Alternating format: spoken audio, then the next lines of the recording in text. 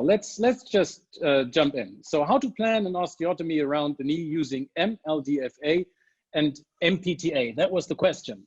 So once again, I'm really happy that almost 150 participants are around, and I hope I can take you now through a journey of osteotomy planning, at least for a quarter of an hour, and then later on we have some time that you can raise your hand and ask questions in case there are some, and there must be plenty because 15 minutes is not long enough to get this all done. So this is basically the guy we need for osteotomy planning. So the first thing we need is an ambition surgeon, and this one here looks very smart, as you see. So most likely, not because he's not smart, but most likely due to the stethoscope around, you see that this is not an orthopedic surgeon. So we are looking for an orthopedic surgeon, and this most of the cases looks rather like that. So, and unfortunately, we are not here right now. This is where we all want to be.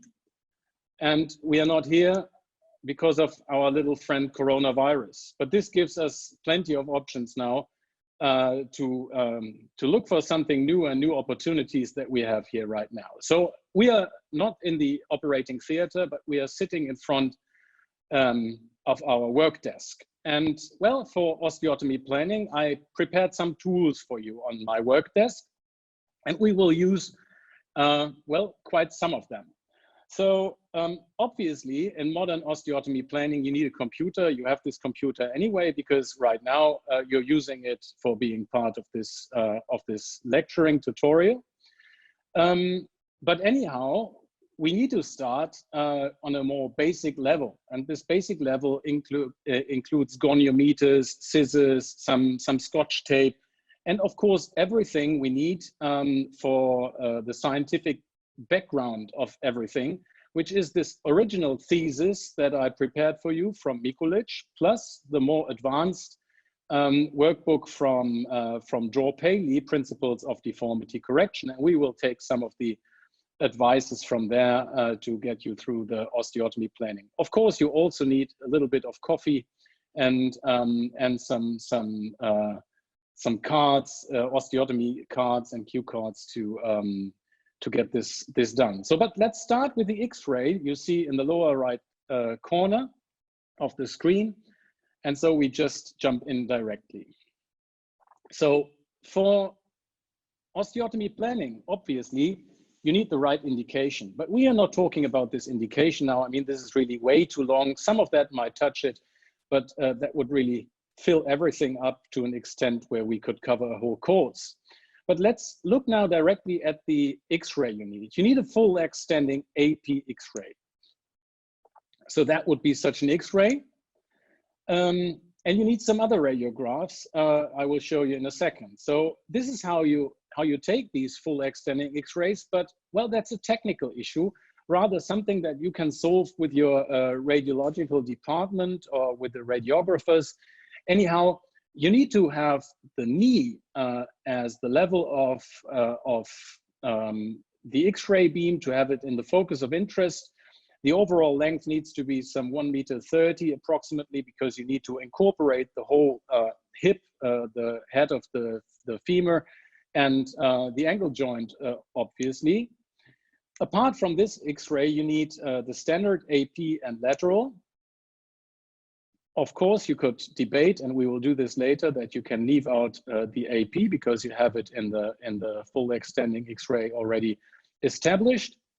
Then you need the patellar skyline view, looking like that, to assess somewhat on a radiological base the PFJ.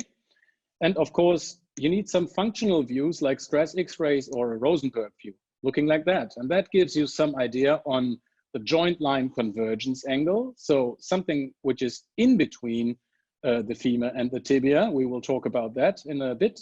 And it gives you not only the direct value of this joint line convergence angle, but it gives you also an idea on the cartilage status and the reaction of the ligaments itself.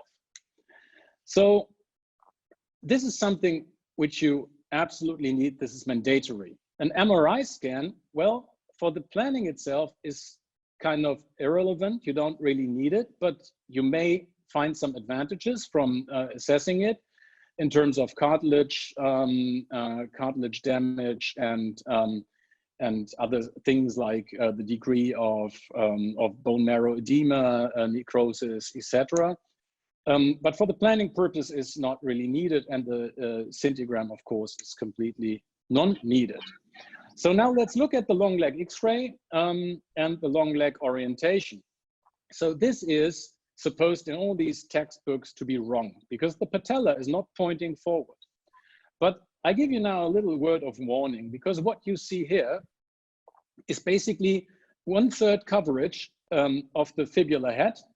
And well, you cannot see the condyles, but it doesn't look really too badly rotated. So the advice in the textbooks would be to place the patella rather forward. But from my personal experience, the patella is the most flexible, most mobile bone at the lower limb.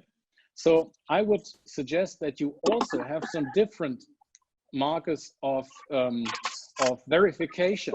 So because if you just take a look, of course, in this case, you see that the patella was pointing outwards, and it's the same patient that we've just sent back to the radiographers, because the first image, which was this one, was not resembling what we wanted to have as an AP full extending X-ray. So this was with like 20 degrees of internal rotation, and gives you a completely different perspective as far as the limb axis is concerned. So, but what you see realized here is that the condyles are straight looking at you, and the head of the fibula is covered by 1/3. So there is a couple of aspects that you need to follow in order to find out whether your full extending AP X-ray is AP oriented or not. And you can just plan on those AP X-rays, so it's absolutely crucial to get this sorted. So once again, looking at that, this is what you have. The patella should point forward, 1/3 coverage of the femur, and the condyles should look straight and not curved at you. Okay, very simple. So this is how to assess whether your X-ray is appropriate or not. So let's jump a little bit into the past. So this is the thesis from Mikulic. And Mikulic was quite a smart guy. He grew up in today Ukraine. I don't know if some guys from there are around, but anyhow, Vlad Petrescu from Romania was quite close to where Mikulic came from. Anyhow, Mikulic in 1878 published this remarkable paper, and he analyzed basically the axis of the lower limb by using a silk thread and measuring the limb axis from the center of the hip to the center of the ankle joint and the relation where it passes the knee. So he found out that it passes the knee somewhere close to the medial aspect, slightly medial to it with a little medial deviation, but that was not the only thing he found out. He also found that there is an mLDFA, sorry, the lateral distal femoral angle was described by him as to be inclined to the medial side by 3 degrees.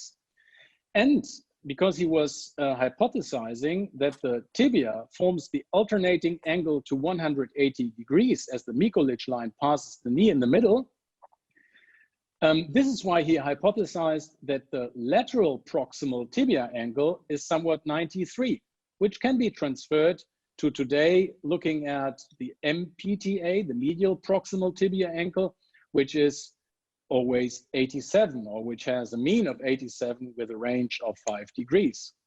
So why is that now the case? So, I mean, actually, that's quite weird that the joint line is oriented with a decline or incline by 3 degrees to the medial side. So actually, that would mean that this is an oblique line, and this obliquity causes shear forces. And we all learned that shear forces are bad for cartilage, so as for polyethylene. Well, looking at it in the normal stents, that's absolutely true.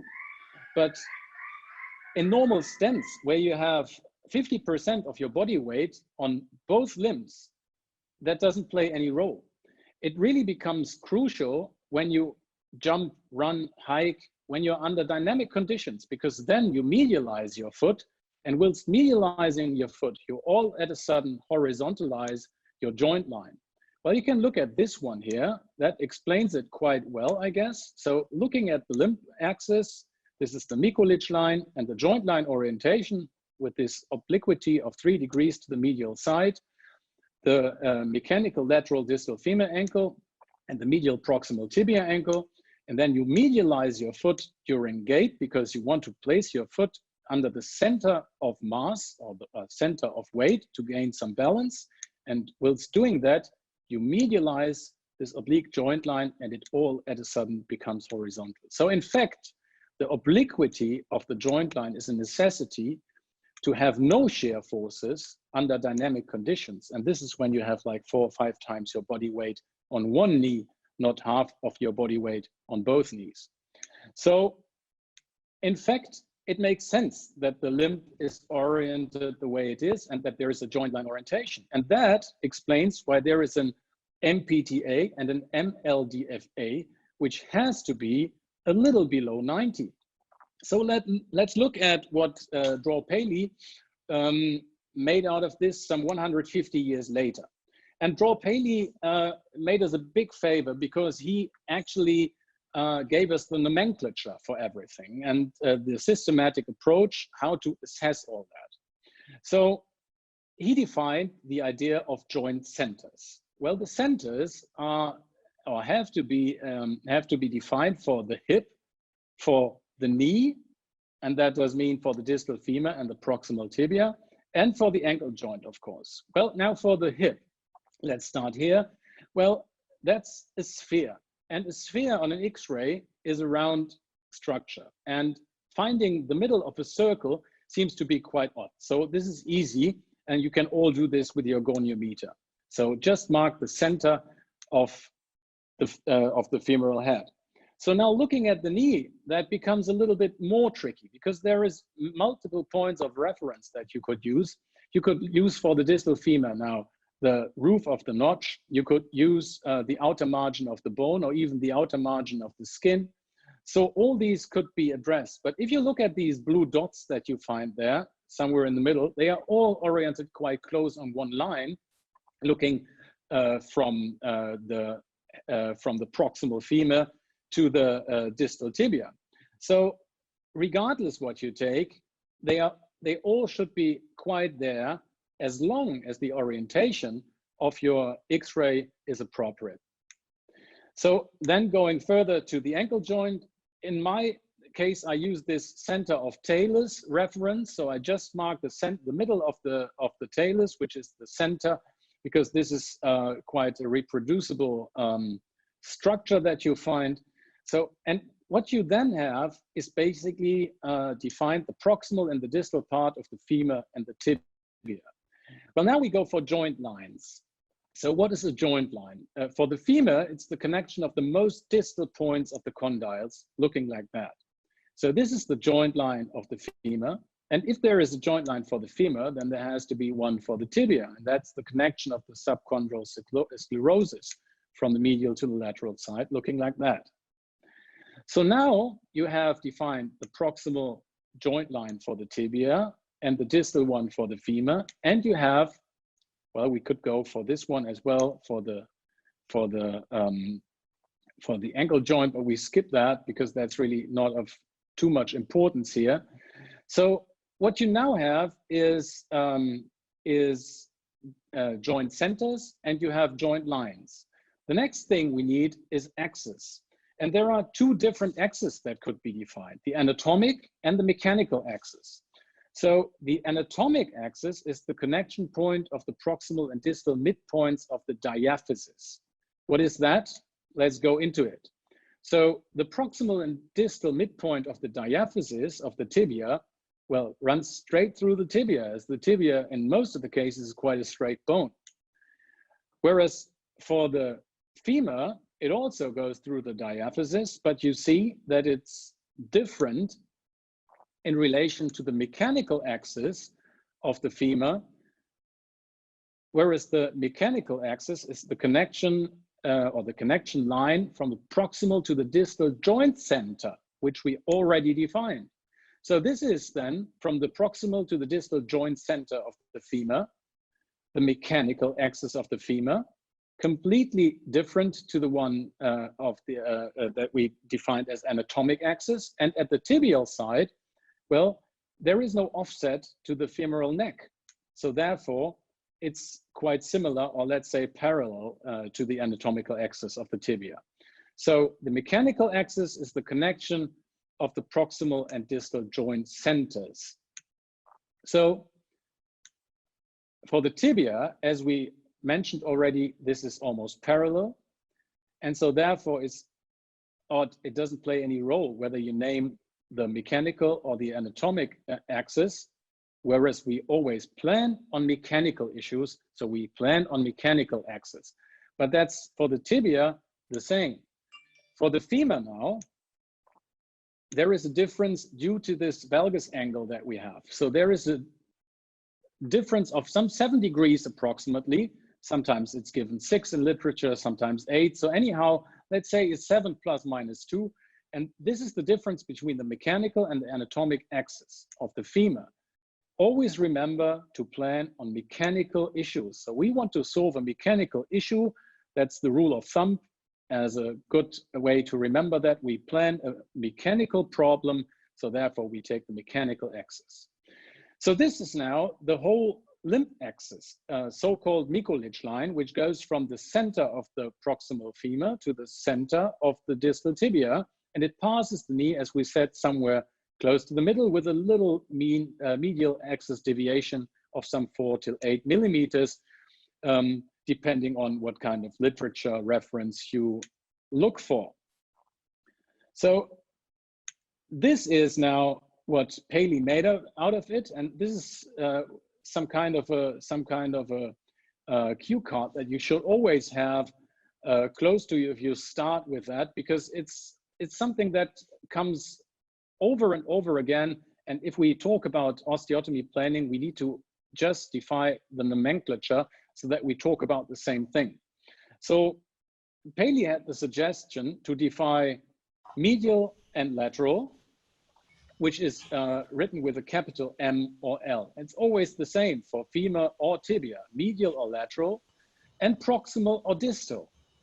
And then it's femur or tibia that you talk about. And the only thing that you now need to have is a small letter which stands in front of this sequence of lateral, distal, femur ankle. And this defines whether you are talking about a mechanical or an anatomical axis.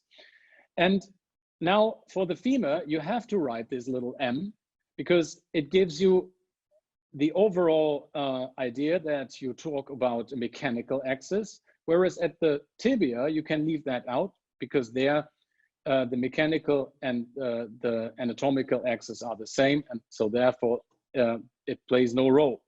So if you talk about the femur, it's the mechanical lateral distal femur angle, and we always take the lateral distal femur angle because KLEY defined the angle that we talk about as the one to be lower than 90. So this one is 88 or 87 to make it easier, and plus minus 2. And for the MPTA, once again, the medial proximal tibia ankle, also 87 and also the one below 90. So the only thing actually now you have to remember is the mycolich line passes the knee somewhere in the middle.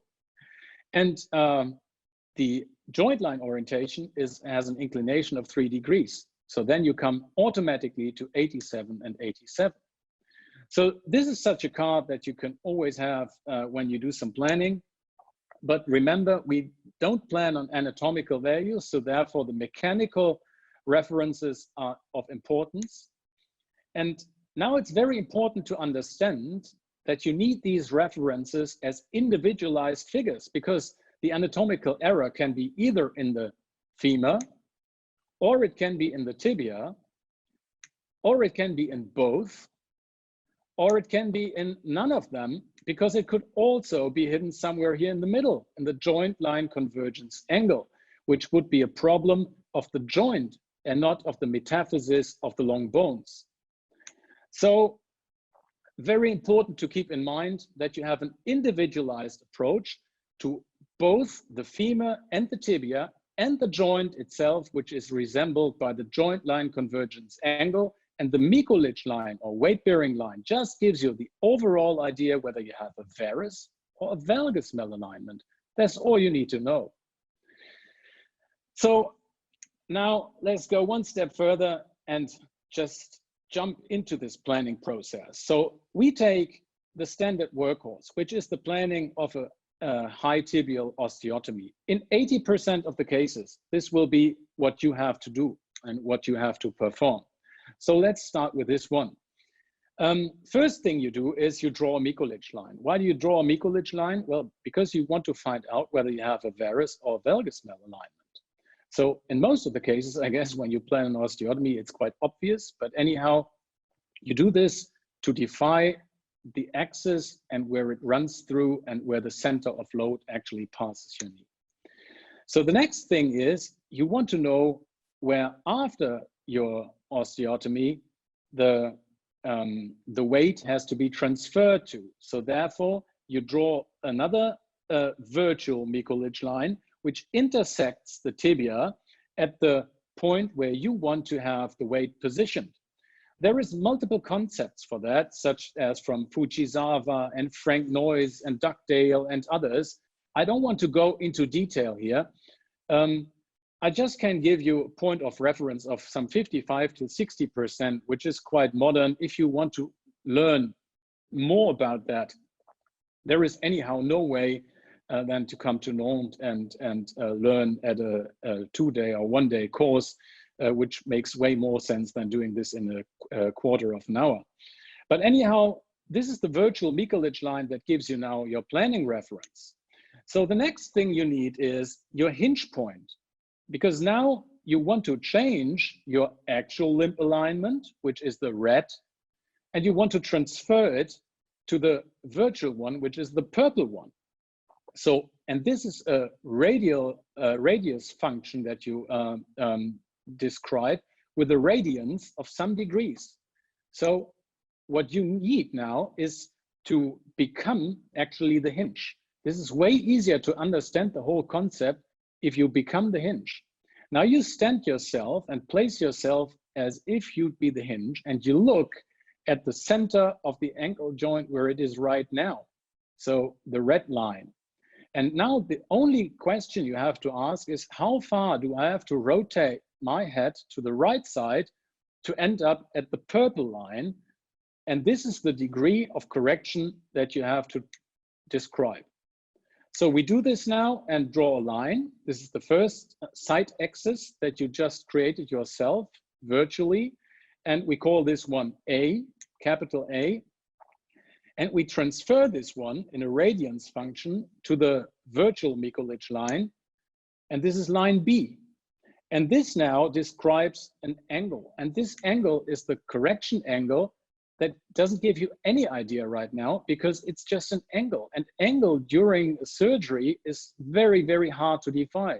So, but what you can easily do during a surgery is metrics. You can take a ruler and measure it. So the next thing you do is you transpose this angle to the medial cortex to get some wedge base. And this wedge base can be measured on a calibrated X-ray. And there you can measure the wedge base height in order to get some idea on the opening value of the osteotomy. Here, the height H. So it's as simple as that, but it's also quite complex. So if you do this the first time, you always ask yourself, well, what do I have to do, where I have to go, and so on and so on. So this is why just follow this idea. That's really quite simple. Draw 2 lines, become the hinge. And once you become the hinge, you just think of, what do I have to do? How far do I have to rotate my head to look from where I am right now? And to find out where I want to be. So that's it. Become the hinge, look where you are right now, and twist your head to come to your virtual point. And this has to be transposed to the medial cortex. And there you have the height that you open your osteotomy. So now we were talking about the fact that there is multiple options for your malalignment to be originated. It could be in the tibia, as we were planning. It could be in the femur, as we were not planning, but the planning functions anyhow in the same manner. But it also could be in the joint, and this is kind of an enigma. So it's a very, very often asked question: how do I now incorporate the problem of the joint actually into my planning? Well, I try to give you a simple idea how I do it, and maybe you can follow that and understand it easier than all these very tricky equations that you see here right now out of the publication from Dugdale and Noyes. Well, actually, getting to this equation is not too difficult, but somewhat a natural constant of 76.4 seems weird. So, and in fact, it somewhat is. I give you a different solution for that to bring your varus alignment to a normal alignment, like you see here on the side, and to address the change of joint line convergence angle that you can see here, where you start off with a varus alignment at the right side and quite a lateral opening of 8 millimeters. And after transferring the load to the other side, you might end up at a lateral opening of some 4 millimeters, but you don't know. So now this change of joint line convergence angle somewhat affects your overall correction, because it adds to your correction if the joint line convergence angle decreases after the surgery. So it decreases, and so therefore you create more valgus than you intentioned. So now if you have quite some joint line convergence angle, let's take these 8 degrees, and you don't incorporate that and subtract a potential correction that comes out of the joint from your wedge base height correction you measured right up front with this Mignazzi method, then you might end up in an overcorrection. And now let's go through this. So let's take this example of a joint line convergence angle of 8 degrees. This might react after the surgery to normal 2 degrees. Well, this might remain at 8 degrees. The answer is you just don't know. You might win some extra information if you make a Rosenberg view, or if you take stress X-rays. Perfect. If you do that and win some extra information for that, maybe also have an X-ray of the contralateral side under weight, everything is fine. But if you don't have that, and if you don't have a perfect idea on how to solve this issue, you might end up in an overcorrection. So now here's an example on how to solve this issue. So normal would be 2. So the joint line convergence angle has a normal range from 2 degrees, 0 till 2 degrees. In our case where we started here, it was at 8, which was obviously way too much. So how far will it react? Well, the answer is sometimes you just don't know. But if you don't know, and if you just take the whole range from 2, which would be normal, it will not do you a favor to react to 0 or even -2, I guess. So let's take the 2, which is the outer margin of the normal range that you can reach. And you start up at 8, where you are right now. Then you have an overall range of 6 degrees. And if you take these 6 degrees as the reference and the base plate of this bell curve, then you could potentially say, well, it will not react a lot. And therefore you say, well, this is maybe, or it will here in this case react a lot, up to 2 or 5 degrees. But then you under-anticipated it. Or the other way around, it reacts not at all and you remain at 8 degrees, and then you over-anticipated it. So the only option to basically minimize your error of anticipation is to take the mean, which would give you the range of the standard deviation, and say, well, I have a range of 6 and the likely corridor might be 3 underestimation, 3 overestimation, or I just take the 3 degrees that I have in the middle. And so if you have a joint line convergence angle of 8 degrees, my correction would be 3 degrees.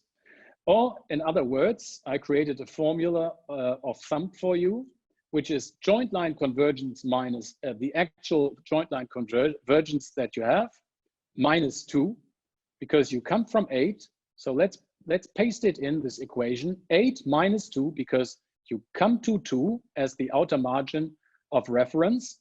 And then you just take the middle because you want to be in the center of the bell curve.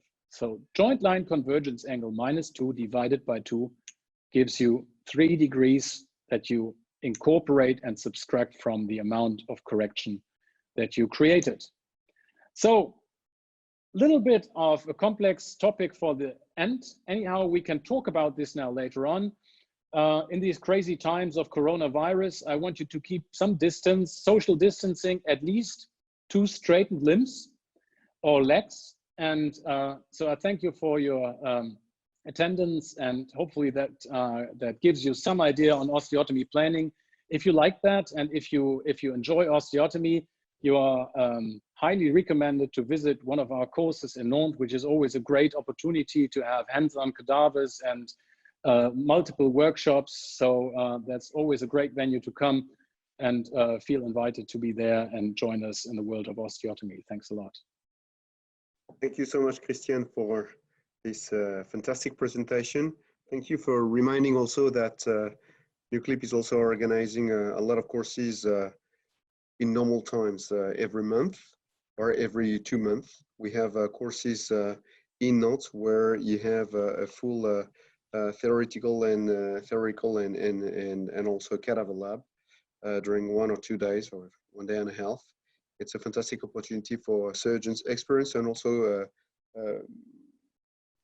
non-experienced surgeons to discover the knee alignment principle that we're developing with Dr. Kristian KLEY and also Mr. Wilson and Mathieu Olivier as well from Marseille. Well, Céline, if some participants have some questions, it's really high time to have them.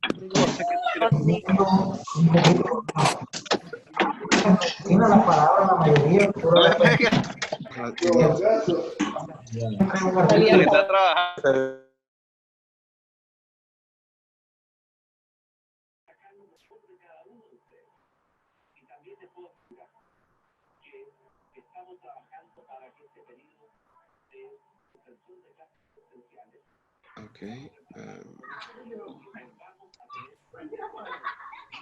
Well, probably, I'm not sure, Kristian, if you can answer that from Andrew Tursey in New York. When you do a MAT analysis for a patient, do you do both frontal and sagittal calculation, or is the analysis based upon clinical symptoms of the patient?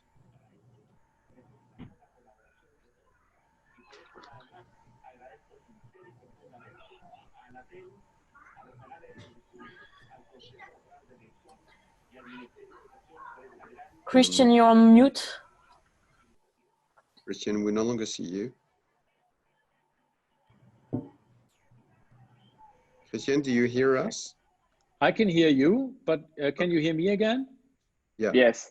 Okay, I was overall muted, I guess, because there was too much noise in the background, and so I guess you muted me. So as far as I understood the question, because you repeated it, Greg, thanks for that. The question was on sagittal plane. So how to address the sagittal plane on a frontal planning. So yeah, I don't measure the sagittal plane on a full leg X-ray, standing X-ray routinely. Of course not. This is reserved to cases where you really have a suspect on sagittal plane issues.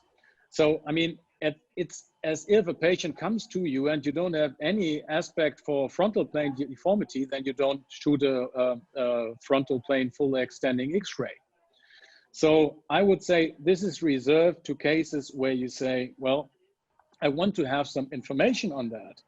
that might be an issue, for example, if you have patients having a ligament instability, an ACL insufficient patient undergoing, I don't know, 3 ACL replacements in a row, and you want to know why it fails, then you might check the slope, or you have a geno recurvatum, or you have a fixed flexion in a young patient post-traumatic. So all these cases apply for a sagittal plane full extending X-ray, but not in a routine case. Okay, I'm not sure you have access to the question that are at the bottom of your screen, but Dr. Francesco. I can stop my. Wait, I just stopped my. No, I don't have access to that. So Francesco Saccia is saying from Italy, I suspect. He's saying, hi, Chris. Yeah, Torino. I love and use your greetings to Torino. So, and he's asking for the GLCA compensation. So I'm just reading his question as it is. You use a 2 degrees as a threshold for medial convergence. What's your threshold in the lateral convergence? 2 degrees or 0 degrees? Right, I personally think 0 degrees is better for lateral convergence. Yeah, so it's always a question where you come from, we have to say, because as a matter of fact, the joint line convergence usually would be, if you take, once again, the mean of the bell curve, ideally at 0 degrees. But if you have a varus alignment, let's say it's at the medial side, a little bit diminished. So let's say you have a lateral opening of some 8 degrees as we had in this example, then I at least imagine now if I transfer this by transferring the loads by a standard HTO to the lateral side, this won't do me the favor to overcorrect to the contralateral side. In most of these cases, anyhow, the medial collateral is kind of contract. So, but vice versa, this counts for lateral. So if you have a valgus, why should it clean over to the complete opposite? So, but I have to be honest, I don't know. Once again, this is an enigma, and we can just say, well, this is a question of good experience or a question of proper preoperative assessment. As I said, if you're really in doubt, then it would be a good idea from my standpoint to perform stress X-rays right up front and to check even in comparison to the contralateral side, which sometimes is also effective. We all know that. But at least it gives you an idea on opening. And of course, during the surgery, you have the opportunity. So this is why the limb always overhangs the distal edge of my table, to apply some pressure from the distal side and make some varus valgus alignment like stress X-rays during the surgery under the fluoroscope in order to get all the informations together that you can potentially collect. And this at the end will give you an ideal outcome, hopefully for the patient, even if you cannot work it out at 100%. We also take an alignment rod. You can take these measurement plates that you have, these grid plates, plenty of options, obviously. But Francesco is he's a well-experienced surgeon, so in his hands, I guess it's rather not so much of a problem. All right. Well, it seems that, can you tell us, just from a French perspective as well, in France, during years and years, the doctors have made their osteotomies with the HKA protocol, whereas in Germany, you have changed for this new method, including the MPTA and the mLDFA. Can you tell us, just in a few words, at the end of the day, what is the real benefits of planning the surgery? What's the difference? Yeah, what's the difference? So the hip-knee angle basically gives you an overall malalignment of the lower limb. So we had the same concept, and it's not bad to measure the hip-knee angle, or the hip-knee ankle angle, actually. So it's absolutely not bad, and it's some extra information that you have, but it's not way more information than the Mikulicz line would give you, just in different measurements. So the hip-knee ankle angle gives you a degree of malalignment over the whole limb, summing up the malalignment from the femur, from the tibia and the joint itself. And these might be even contrary. So you might have an overall varus malalignment, which is originated in the joint by a joint line convergence angle of 8, in the femur by an mLDFA of 92, and in the tibia you have maybe 91, which would be a valgus. So it does not give you any information about the specific bones and the malalignment origination. It just gives you an overall assumption whether you have a varus or a valgus. Well, that could be represented by the Mikulicz line, actually. And I prefer the Mikulicz line, which also is an overall assumption. But the Mikulicz line gives you at least an intersection point at the tibia, and that gives you an information on where does my load actually sit and where do I want to put it to. You take the Mikulicz line later on for the planning anyhow, because this is the intersection point that you want to create at the tibial side. So it rather refers to modern literature that you say you take the percentage of intersection and use this as the planning and execution reference. So the accuracy of, you have a perfect accuracy and you know exactly where the deformity stands. Well, I guess it's mandatory. Right, I guess it's mandatory because the overall idea, I guess this is where most of these sayings come from, that in former times when I was taught actually osteotomy, we started with this idea that every varus is in the tibia and every valgus is in the femur. So, and this is the way it was mainly treated, but this misunderstanding can only arise if you don't individualize your measurements. Absolutely. So, and that's the key problem that we have. We first have to overcome this traded idea of the overall assumption that the limb is either varus or valgus, and that's it. So of course it is, but apart from that, there is something beyond. Absolutely. This is a very good teasing, by the way, for the course of next week, where Kristian KLEY and Dr. Mathieu Olivier will present also the double level osteotomy. Because we have, I came to the conclusion with our experience here at Newclip that during years and years we were seeing high tibial osteotomies mainly, from time to time femoral osteotomies, and with this new protocol, new assessments being absolutely more accurate, we're seeing more and more double level osteotomies, which could be realized with the method of Kristian, or which could be realized with a patient specific instrument. And we believe also that it's an interesting solution as well. Well, I think I don't know if all here.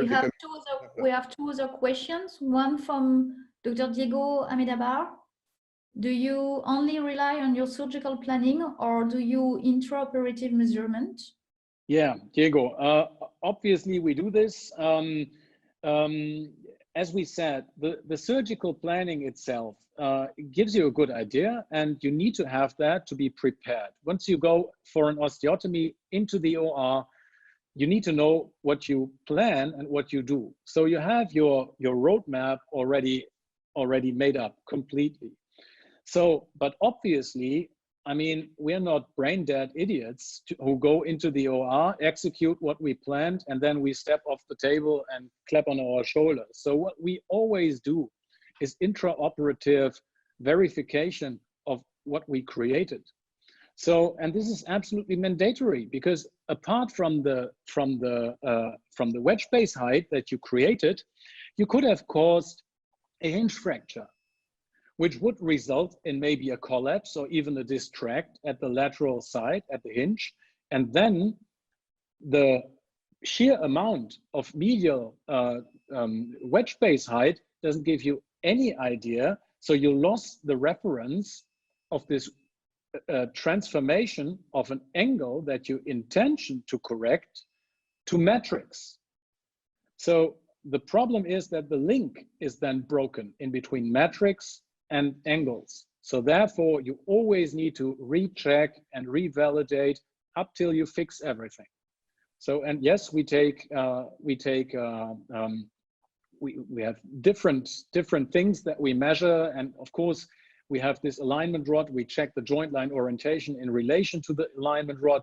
We try to recreate a 3-degree incline of the joint line orientation to restore the normal biomechanics in order to come out with a good biomechanical result. So plenty of things. Obviously, that's a very good question, and you must never just rely on your planning.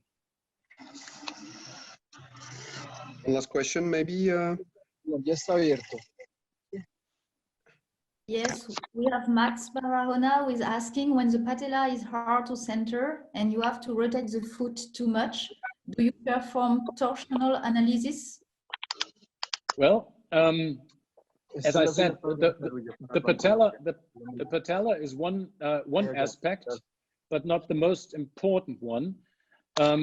Obviously, a torsional, at least a short torsional examination belongs to every physical examination of a patient where you want to apply osteotomy on. So it's quite easy to place the patient prone and in 90-degree angulation of the knee, just rotate to get some idea on the torsional deformity of the femur.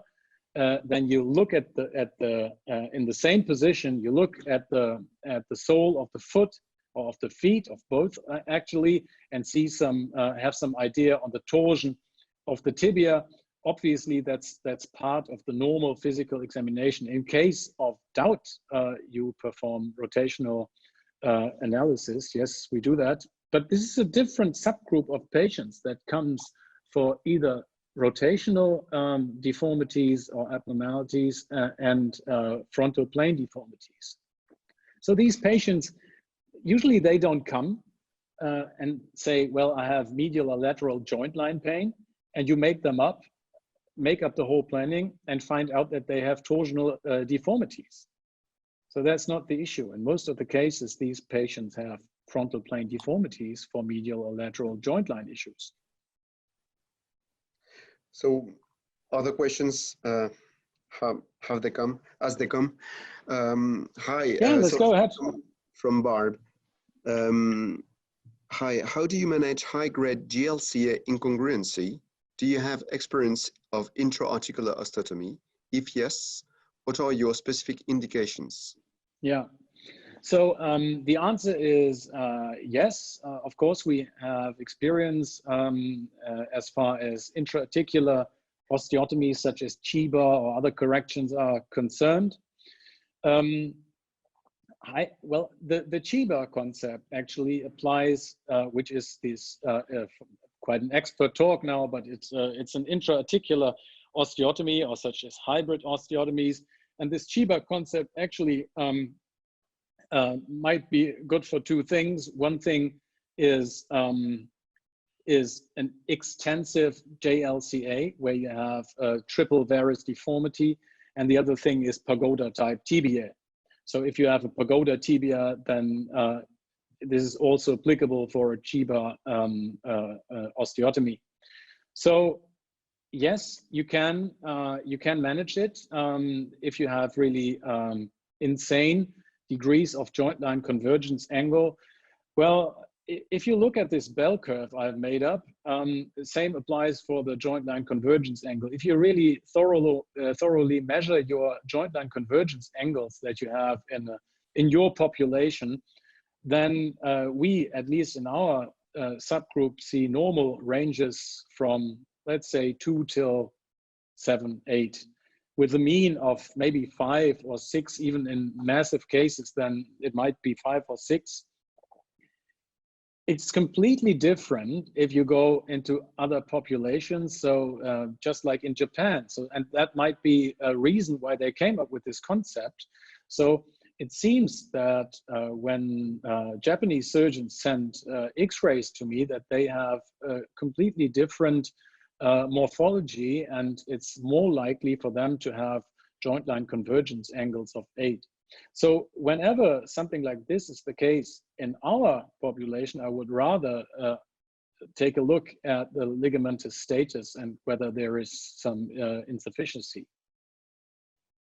Another questions, they are flying. Do you recommend high tibial osteotomy or condylar tibial osteotomy in medial osteoarthritis with joint varus and normal mLDFA/MPTA with GLCA of 6 degrees? Yeah, that's tricky. So I would say it rather depends on the patient. So if you just take these measurements and say, well, there is normal MPTA and normal mLDFA, that does mean that the patient has no bony malalignment. So the morphology is correct. And then if the JLCA points out to be at 6, let's say, in some of these cases, you might have a full thickness defect at the medial side, which would then rather indicate that this is a patient for unicondylar replacement.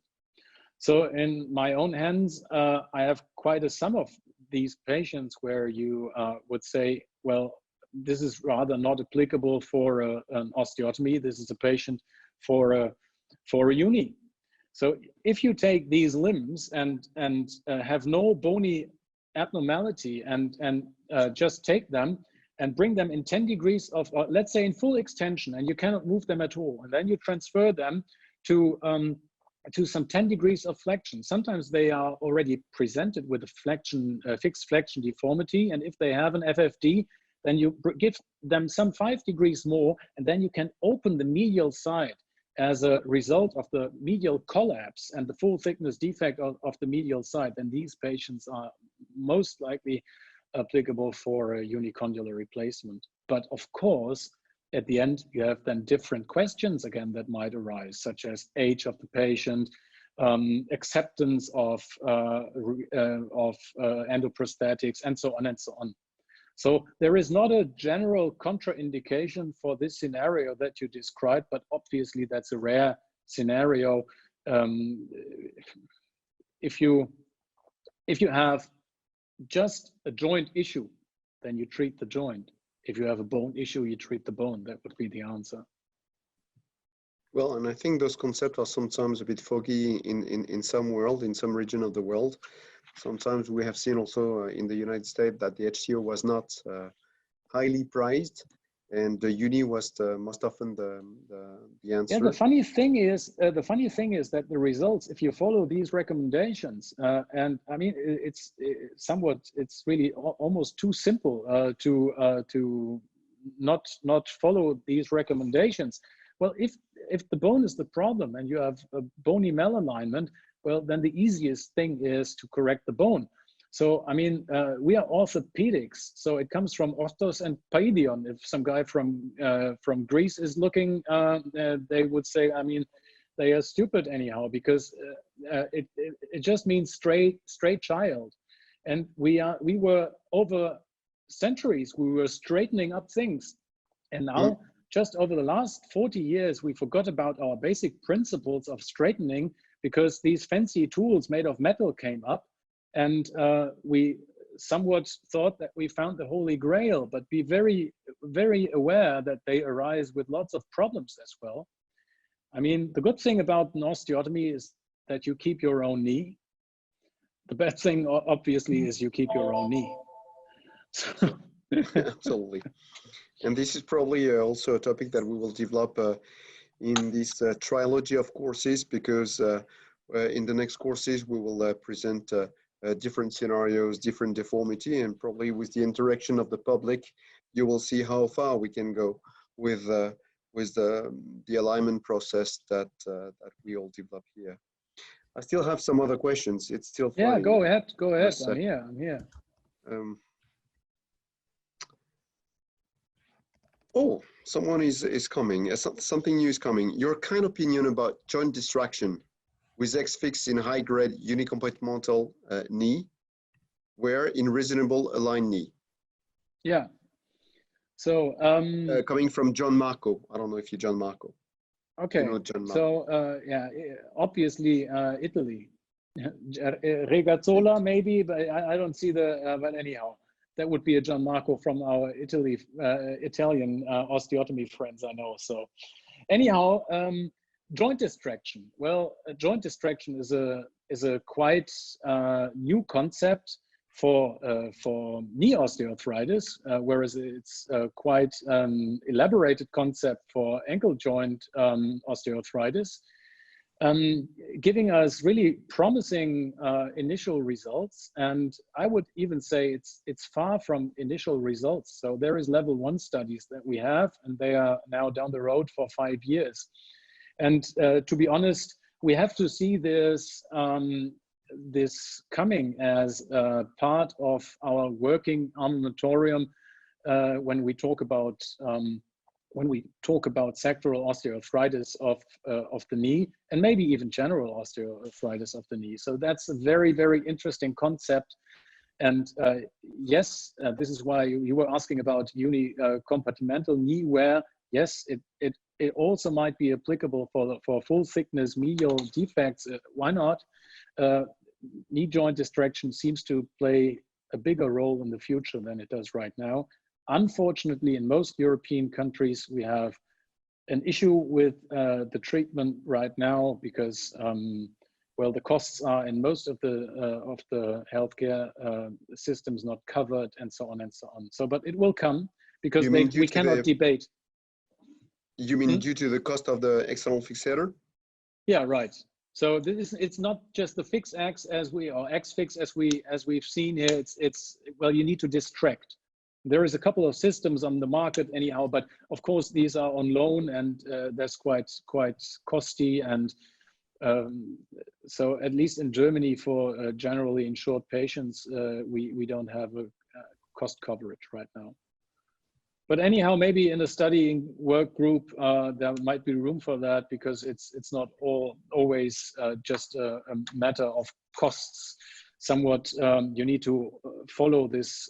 If you see that there is an advantage for your patients, then we have the obligation to follow this and to go and step in from a scientific standpoint.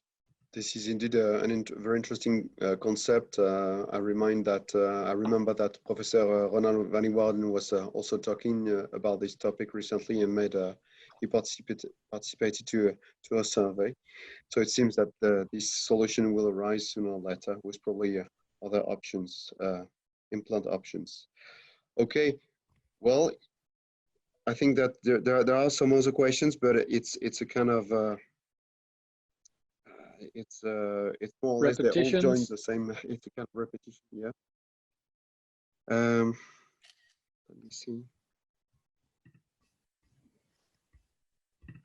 Just one question though, where people said, "What is your? Do you look always at the Fujisawa point?" You said something before, but did you remind that Fujisawa point is probably a bit too much for you? Yeah. Right, the Fujisawa thing is also a funny one, because that was for a long time the only reference we really had, and everyone said, well, we need to put our virtual Mikulicz line, the so-called correction, to the Fujisawa point. Well, in fact, if we read the original publication from Fujisawa, and everyone would state that this Fujisawa point is at 62.4% tibial plateau width, measured from the medial side. Well, as a matter of fact, Fujisawa never described a point, he described a region. And this region was not described as to be referenced over the tibial plateau width, but over 2 halves of the tibial plateau. So he divided the tibia into medial and lateral part. And he said it should be positioned to the lateral side, I guess somewhere from 35 till 40%, which would be, if you calculate that, 65 till 70% tibial plateau width. So 70%, if you make your drawings, your own plannings, and sketch it up, then you will see that this is quite far oriented to the lateral side. But this was a study that was done on like 55 Japanese knees, which, as I said prior, might have been morphologically a little bit different. So we are in a scenario where other work groups, such as Dugdale and Noyce, who came up later, also suggested there might be some other intersection point not so far to the lateral side, and they hypothesized something around 62%. So this is where the 62% actually come from this publication that I showed you this little excerpt of. So, but also that is not the only thing. So I don't think that there is, and it's not just that I think it, scientifically seen, we don't have the ideal correction point for each and every patient in every scenario. So what we want to create is normal anatomy, and therefore I guess we still depend on normal or recreating normal anatomy. And the more we do this, and the less we overcorrect the MPTA for the sake of correction of the varus alignment, but also apply for double level osteotomies, for example. So the more normal we leave MPTA and mLDFA, the lesser we have to overcorrect to some point of maybe 60% tibial plateau width. So we are rather today somewhere below, in between 55 till 60 maybe. And this massive overcorrection rather has to be interpreted, I guess, looking at this from nowadays perspective, as to be some kind of palliative surgery. You over bring it to the lateral side to hypercompensate this tibial malalignment that you created. So it's better to leave the tibia in a normal function and rather perform a double level osteotomy if the correction is not far enough to the lateral side. But this is work in progress. Absolutely. Thank you so much. I have just one last question, I think probably for this session. Others will come. I know that Céline will give you the program. Well, I can, yeah, right. I will stay here for some half an hour or so and check all the questions that come in. So probably, yes, the other question will be answered by email.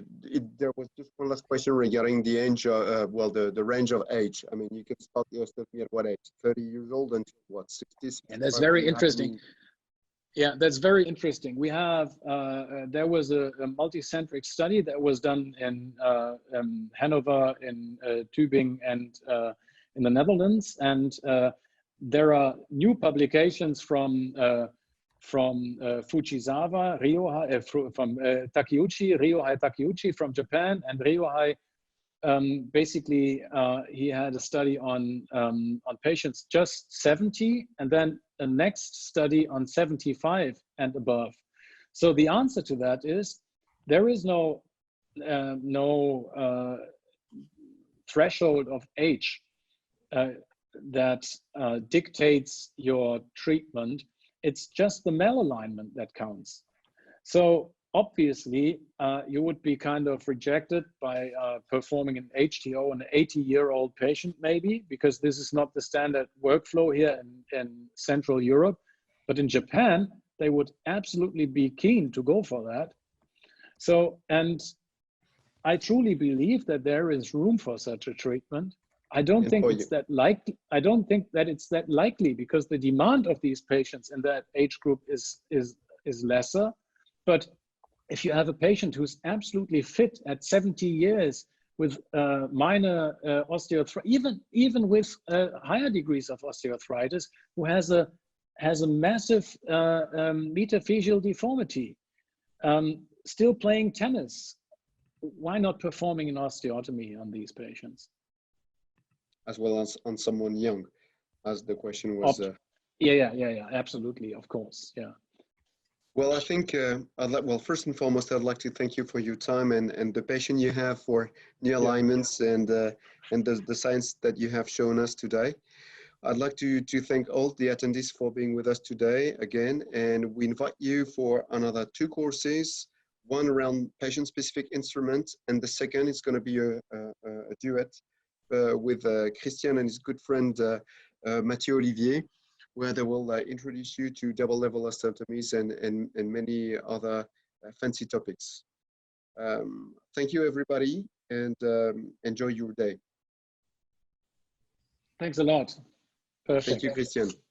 Very good. Thanks a lot.